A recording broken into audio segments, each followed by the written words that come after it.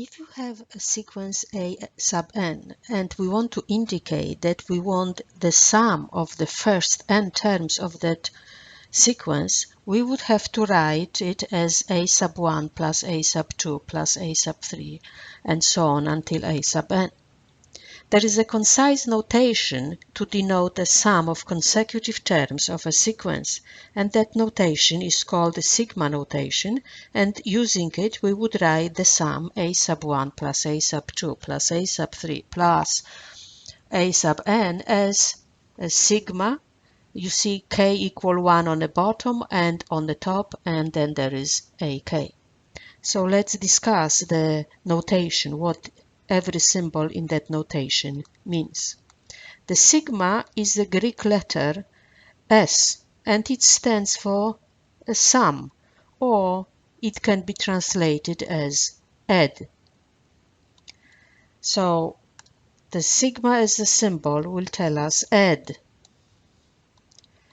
Now after sigma we are writing A sub k, which indicates what to add. So these are the terms to add.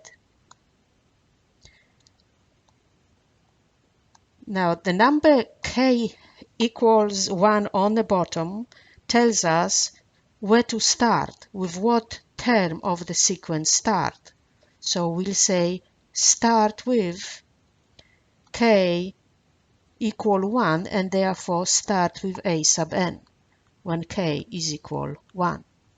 And the number on the top, the number n, tells us that we'll have to stop adding when we reach the term A sub n, when k is equal n.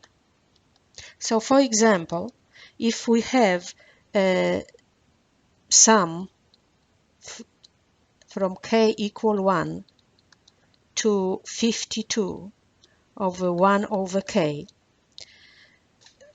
this sum means that we want to add the terms of the sequence A sub k that is equal 1 over k, and therefore it means that we want to add the terms starting with term when k is equal 1 and ending when k is equal 52. So that sum is going to be 1 over 1. The first term is 1, plus the next term would be 1/2, then we'll have 1/3, and then we'll have so on. We'll be adding the consecutive terms of the sequence 1 over k until we finish with k equal 52, so it's 1 over 52. This is the sum shortly denoted as sum or sigma from k equal 1 to 52 of 1 over k. We can also start from the different value of k, so the number on the bottom can be different. For example, I can say I want to start when k is equal 5 and finish at 52 when I have the sequence 1 over k. That means that this time I will start when k is equal 5, so it's going to be 1/5, and then we'll add the next term, which is 1/6, and so on. We'll add all the terms of that sequence, consecutive terms, until I arrive at the term for which k is equal 52. It is important to remember that we have to add all the terms between A sub 5 and A sub 52, including those two terms.